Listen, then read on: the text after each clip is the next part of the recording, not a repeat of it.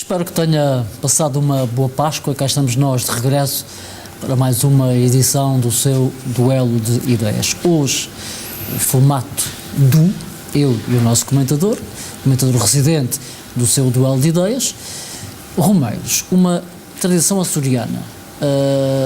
As eleições para a Europa, por exemplo, temos também a questão das festas do Senhor Santo Cristo dos Milagres. Vai ter uma nova imagem, se assim quiser saber, é que o campo de São Francisco sofreu uma remodelação e muito em breve vai ser inaugurado. Basicamente, são estes os três temas deste programa. Carlos Melo Bento, começamos. Qual é o tema que começamos? Romeiros. Pode ser os Romeiros. Os Romeiros uma tradição é uma velha tradição micalense, que não se sabe bem de onde é que veio. Há quem diga que foi depois do dilúvio de Vila Franca, em 1522, que se formaram as romarias. E tenho muitas dúvidas sobre isso. Porque Vila Franca era a capital de São Miguel e em outubro de 1522 ficou completamente destruída. As crónicas falam em muitos mortos, milhares de mortos. Sobreviveram 60 pessoas em Vila Franca. E, portanto, a Vila Franca ficou... Num universo de... Fala-se em 4.000, não é? Há quem ponha esse número em dúvida, porque em 1522 a ilha tinha sido começada a povoar em 1444, portanto ainda não tinha 100 anos, e portanto há quem diga que nessa altura ainda não havia tanta gente. Mas a verdade é que o cronista fala nesse número, não? Depois está a ver que milhares de pessoas mortas daquela maneira macabra, uma montanha que desce sobre Vila Franca, esmaga e enterra toda a vila. As pessoas ficaram lá, algumas sepultadas de vez que nunca mais se soube delas, outras foram tiradas para o mar, outras ficaram ali meias enterradas, e passado uma semana, 2 semanas, 3 semanas, começam a aparecer doenças esquisitas devido à putrefação dos cadáveres, e portanto houve uma peste em toda a ilha que matou milhares de pessoas também, outras tantas que elas tinham morrido, e durou muito tempo.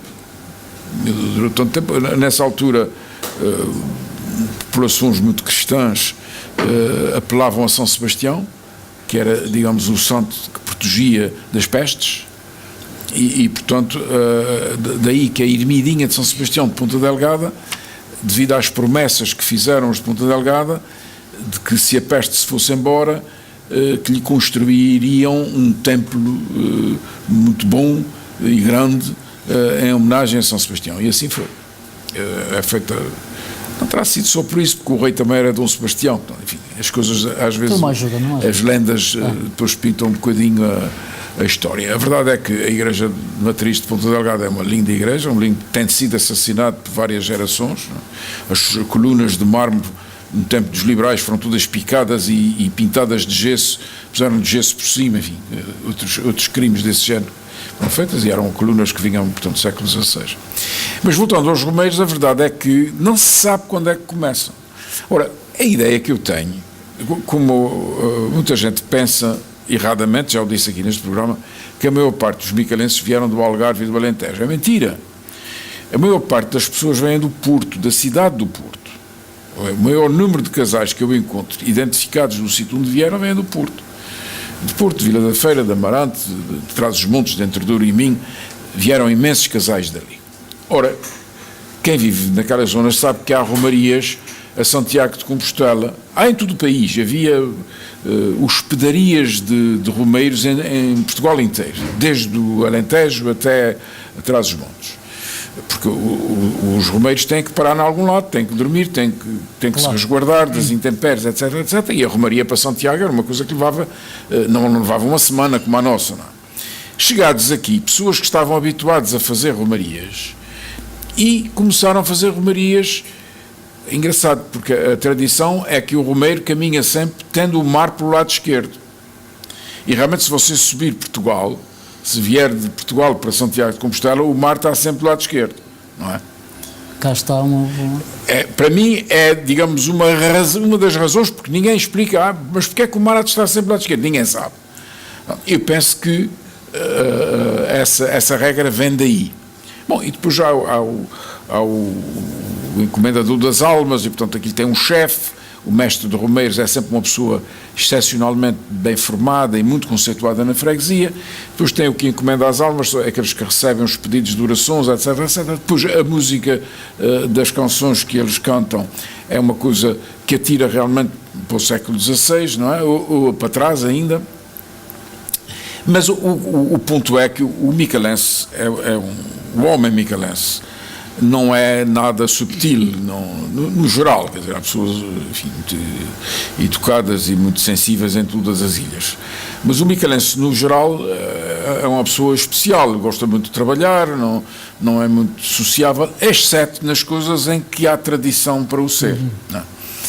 E é comovedor ver aqueles ranchos de romeiros, rapazes novos, homens de meia idade e velhos, não é? Velhos, homens sessentões, etc., que vão rezando e cantando, deixam as famílias em casa e vão cumprindo promessas ou cumprindo uma tradição de família e vão às igrejas de Nossa Senhora, que é outra coisa engraçada. Portanto, é um culto mariano.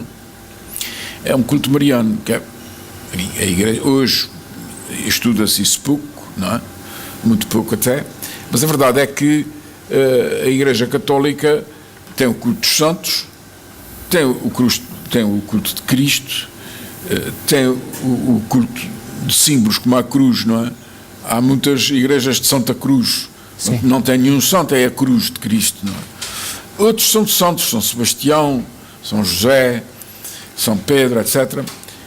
Mas o grosso da coluna é o culto de Nossa Senhora. Senhora dos Anjos, Senhora da Luz, Nossa Senhora da Candelária, Nossa Senhora da Conceição. A maior parte das igrejas açorianas é devotada à Mãe de Cristo. Ora bem, Cristo aparece muito pouco. Uma das poucas igrejas que se conhece é a Sé de Angra, que dá o nome à ilha, a Ilha de Jesus Cristo, não é? A Ilha Terceira, o nome certo dela é a Ilha de Jesus Cristo, não é? E, portanto, Jesus tem poucos cultos, tem poucas igrejas dedicadas. Há uma de Menino Jesus na Ribeira das Tinhas, enfim. Mas isto para dizer que é um culto mariano e, portanto, os romeiros vão 200 e tal quilómetros, não é? A pé, com o mar sempre pela esquerda, dão a volta à ilha, visitam N igrejas, os bordões que eles levam, a roupagem é sempre a mesma, os bordões que eles levam nunca entram na igreja, são sempre colocados à porta da igreja. Não há, aqui talvez fosse uma arma, ainda há o jogo do pau em certas zonas do continente, em certas feiras, não é? Em que o jogo do pau é uma coisa, enfim, comum, e que se transformou numa arte, né, de dança, etc, etc, mas que em algum tempo era mesmo luta de pau. Como aquilo era uma arma, que podia haver discussões ou assim, talvez os padres obrigassem a deixar, não sei, não faço ideia qual é a razão. Eu sei que é uma tradição religiosamente cumprida. Quando os romeiros estão dentro da igreja, os bordões ficam cá fora. Mas há uma coisa muito engraçada, é que é as pessoas que recebem os romeiros. Numa época... Para pernoitar, não é? Para pernoitar, ainda por cima. Para se lavarem, para pernoitar, ainda por cima numa época em que as solteiras, as meninas solteiras não eram vistas com ninguém, nem podiam ser vistas com ninguém, porque se houvesse alguma intimidade perdiam casamento, etc, etc. Essa tradição religiosa foi cumprida sempre com muito respeito e muita devoção, e conhecem-se casos, enfim, principalmente quando foi da Guerra do Ultramar, de grandes promessas feitas de irem tantas romarias, etc. E há pessoas que levam toda a vida a fazer romarias, até poderem, até a saúde deixar. É uma tradição muito interessante, porque é só de São Miguel, e dá um toque ao micalense que mais nenhuma ilha tem.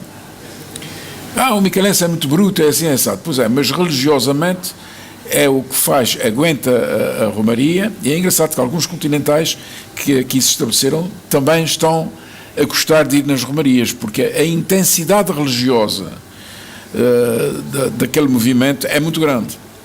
O meu sogro, que era médico, foi em 2 romarias e ele não conseguia falar na romaria sem chorar, devido, enfim, para já tratam-se por irmãos e as pessoas que os recebem também, e portanto há uma desmistificação das classes sociais e são tratados todos como irmãos. Pois, mas há aqui uma questão dos romeiros, muita gente fala, não sei se com alguma razão, Ele vai nos Romeiros, todo ano é uma má pessoa, mau feitio, vai nos Romeiros, pensa que aquilo vai lhe fazer bem, não sei o quê.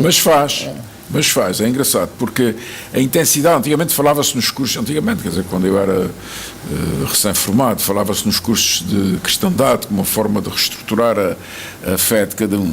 A Romaria tem esse efeito, torna as pessoas melhores, porque bem vistas Ou as será coisas... que é na Quaresma que as pessoas estão mais sensíveis? Também a Quaresma há de ter alguma influência nisso. Enfim, porque se celebra de uma certa maneira o martírio de Cristo e, portanto, está ligado um pouco à origem da nossa religião. Mas não é só isso, porque a postura que eles tomam religiosa, o micalense não é muito, o micalense homem não é muito frequentador de igrejas. A gente, hoje quase não vai ninguém à missa, não é? Mas na minha meninice as igrejas estavam cheias de mulheres até quase à porta e os homens ocupavam os últimos bancos. Não é? Mas ali a intensidade religiosa é grande. Se bem que este ano já começaram as romarias com as senhoras, não sei onde é que isso vai acabar, nem sei se isso, como é uma fuga à tradição, não sei, enfim, a Igreja há de ter a sua opinião. Muito bem, vamos para outro tema. A remodelação do Campo São Francisco está quase... O Campo São Francisco já foi remodelado N vezes, não é? N vezes. Aqui para a gente todas as vezes, menos bem. Porque depois de se criar, quando era adolescente, nós fazíamos o engate, era no Campo São Francisco, não é? As festas de São de Cristo. Como é que disse o engate? O engate das raparigas era feito ali, a entrega das cartas de declaração de amor e não sei o que e tal, eram combinadas ali no Campo São Francisco. O ponto nevrálgico. Era um ponto nevrálgico para os adolescentes, porque naquele corredor central do Campo São Francisco faziam-se duas correntes, um para, digamos, para nascente, outro para poente, cruzávamos e quando as encontrávamos naquele ponto, que os pais também estavam sempre vigiando e tal, de maneira que não era fácil o namoro naquela altura, portanto a gente fazia aqueles sinais, etc. E aquilo era, digamos, uma tradição que vinha de trás, já a minha mãe tinha feito a mesma coisa, enfim, por aí fora. E portanto não mexeram naquilo, não alteraram completamente a estrutura do campo, porque o Campo São Francisco para já era o campo do convento de São Francisco. São Francisco, a igreja de São José era a igreja conventual dos franciscanos. Ainda lá está, é das poucas imagens de pedra que existem, de pedra basáltica que existem nos Açores, é a imagem de São Francisco da fachada da igreja de São José. A igreja de São José, porque herdeu a igreja de São José, que era no Jardim Sena Freitas, e como os conventos tinham sido extintos, mudaram a paróquia para ali. Mas a igreja é de campo. E aquilo era o campo em frente à igreja de São Francisco. E campo também, porque era o campo de manobras do quartel, do castelo. Que está ali ao lado. Que está ao lado. Há várias litogravuras em que aparecem os soldados de infantaria e de cavalaria nas formaturas, etc, etc. Portanto, era o campo do castelo e o campo do convento. Porque os conventos normalmente são fechados para o exterior, não é? A igreja de São José, que é a igreja de São Francisco Antiga, não tem chave para a rua. É uma igreja conventual, portanto entrava-se pelo convento propriamente dito, pelo claustro, e depois a igreja era aberta por dentro. A fechadura não existia senão nas igrejas paroquiais, portanto a igreja matriz, a antiga igreja de São Pedro, ou melhor, a igreja de São Pedro, a antiga igreja de São José, etc. Portanto, o Campo São Francisco, no princípio, seria terreiro. Depois das festas de São de Cristo, há 300 anos para cá, tomaram um fulgor muito grande e conseguiram congregar gente de todas as ilhas. O hino de São de Cristo é feito por Mel Candeias, que é um terceirense, e portanto pouca gente sabe isto, não é? É um hino lindíssimo, mas foi feito por um compositor terceirense, que era o chefe da banda militar. Enfim, o Conde da Ribeira Grande, mas a mulher é que apadrinharam a criação daquelas festas. Ela, aliás, morava ali ao lado do convento da Esperança e deixou as suas casas para o convento, e aquela procissão tornou-se numa das maiores manifestações religiosas portuguesas. Antes de Fátima era a maior de todas, não é? Agora em Fátima não sei, porque enfim, reúne muita gente que nós não conseguimos reunir aqui. Mas pronto. E o Campo São Francisco foi várias vezes objeto. Agora, eu não sei, não vi ainda, só quero ver depois está pronto, porque às vezes os passarinhos quando nascem e são muito feios e depois quando ficam bonitos com a plumagem, eu quero ver aquilo pronto e então dar a minha opinião. Até lá, parece que fizeram um passadiço liso para as promessas, uniforme.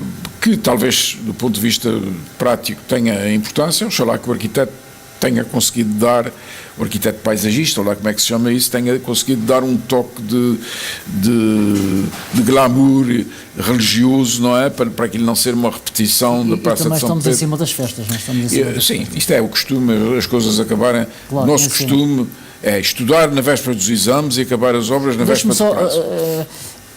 Falou que o Campo São Francisco era o campo do engate, mais ou menos. É como se dizia no meio tempo. Exatamente. Agora... Mas digo eu, infelizmente... Mas não se namorava no Campo São Francisco, não é? Era a pesca, não é? Exatamente, quer dizer, elas iam muito bem vestidas, eles iam muito bem vestidos, portanto era a época do ano. Mas eu queria dizer que num passado muito recente, infelizmente, passou desse começar bonito do engate para outra situação que tem a ver com os repatriados, tem a ver... E com droga, infelizmente, e sem abrigos, que ocuparam aquilo, e não há nem na legislação, nem na vontade dos poderes políticos poder suficiente para acabar com aquilo, que aquilo é, antítulo, numa terra de turismo, é uma coisa impensável. Sem dúvida. Que deve ser afastado a bem ou a mal, arranjar a legislação ou a atuação do Tribunal, do Ministério Público, ou do próprio Tribunal, ou das autoridades administrativas, para impedir que aquele péssimo espetáculo afaste uma das fontes de riqueza fundamentais para a nossa própria sobrevivência. É porque se não vier o turismo, e se o turismo não der dinheiro, eu não sei se a vaca vai aguentar isto. Claro, naturalmente. Europeias, Marinho Pinto teve é verdade. O turbulento Dr. Marinho Pinto, sabe, eu estava habituado a uma figura do bastonário da Ordem dos Advogados que tem pouco a ver com o estilo do Dr. Marinho Pinto. O Dr. Marinho Pinto, o estilo é o homem, o Dr. Marinho Pinto é uma pessoa que fala muito bem, tem um raciocínio muito rápido e é ligeiramente agressivo quando ataca. Bom, estávamos habituados eu apanhei o meu primeiro bastonário, foi o Dr. Pedro Pita, enfim, era um homem da oposição ao Estado Novo, mas era um homem prestigiadíssimo. Quando ele ia ao Tribunal Plenário da Boa Hora servir de testemunha de defesa a pessoas que eram contra o governo e contra o Estado Novo, toda a gente se levantava, incluindo os juízes, não é? Portanto, era uma figura muito prestigiada e o lugar ganhava com isso, não é? Uma opinião jurídica do bastonário refletia a opinião jurídica dos advogados mais conceituados do país, alguns deles eram professores universitários, enfim, e era muito difícil fazer aprovar uma lei que fosse condenada pela Ordem dos Advogados. Claro, as leis políticas, essas passavam, claro, Salazar não, e o próprio Marcelo também não faziam muito caso dos advogados. Mas a verdade é que quando o Dr. Marinho Pinto ganhou as eleições para bastonário, confrontou o próprio Ministério da Justiça. E, portanto, o poder executivo, neste caso, traduzido pelo ministro ou pela ministra da Justiça, e a própria Assembleia da República, onde ele talvez devesse, como deputado, fazer um bom papel, não é? Porque, enfim, é um homem de dialética, etc. Claro que teve pouca influência na legislação, porque ele fazia tremer as instituições, denunciava as situações que ele considerava erradas, mas em termos de moldar a legislação ou a política das pessoas, não lhe era retribuída essa agressividade, senão com outra agressividade ou com desconhecimento. Bom, é óbvio que ele tornou-se uma figura nacional. Toda a gente conhece o Dr. Marinho Pinto e grande parte das pessoas com quem eu falo admiram a coragem dele. Ele não se inibe num tal qualquer em atacar de uma forma feroz, seja quem for. Ora bem, e racional e lógica, não é um ataque gratuito. Pronto. De qualquer das formas, vai ser uma figura muito interessante de ver partir a louça na União Europeia, no Parlamento Europeu, porque ele não vai respeitar nada nem ninguém, e quando se convencer da razão da sua ideia, ele vai defendê-la. Do Paulo Casaca, a mesma coisa, quer dizer, é um homem que tem uma experiência enfim, e também tem, neste caso foi o PDA, que serve de barriga de aluguer, segundo agora a imagem que eles criaram, que esses partidos, o Partido da Terra serve de barriga de aluguer ao Dr. Marinho Pinto e o Paulo Casaca, o PDA serve ao Paulo. Não sei qual vai ser É muito difícil lutar contra as estruturas partidárias. As estruturas partidárias existem organizadas em todo o país e não vão largar a mão dos seus votos para ninguém. Não é? Agora, os independentes podem, de facto, realmente querer dar um arzinho da sua graça e era engraçado ver uma opinião muito curta sobre Sofia Ribeiro, pelo PSD. Sofia Ribeiro é uma luz desconhecida para a maioria dos açorianos e o Dr. Serrão Santos a mesma coisa, não é? São duas figuras que até nem parecem escolhidas pelas estruturas locais, mas se o foram, a preparação da sua escolha não foi brilhante. Caíram do céu aos trombolhões como se tivesse havido vergonha de apresentar a tempo e horas essas figuras como candidatos. Segue-se um pouco a política antiga do tempo do salazarismo e do marcelismo, em que os números vinham nomeados de Lisboa e só mesmo nas vésperas para não haver reação é que se fazia. Ora, isso é muito mau. Democraticamente devem ser eleitas as pessoas, debatidas as pessoas e escolhidas as pessoas pelas maiorias das bases. Terminamos, não é? Terminamos. Muito bem, hoje não temos livros, falamos destes 3 temas também importantíssimos. Espero que tenha estado atento a esta conversa. Uma saudação também especial para os ouvintes e espectadores, obviamente, da RTA na Califórnia e também para os nossos da SãoMiguelTV.com. Obrigado. Até à próxima.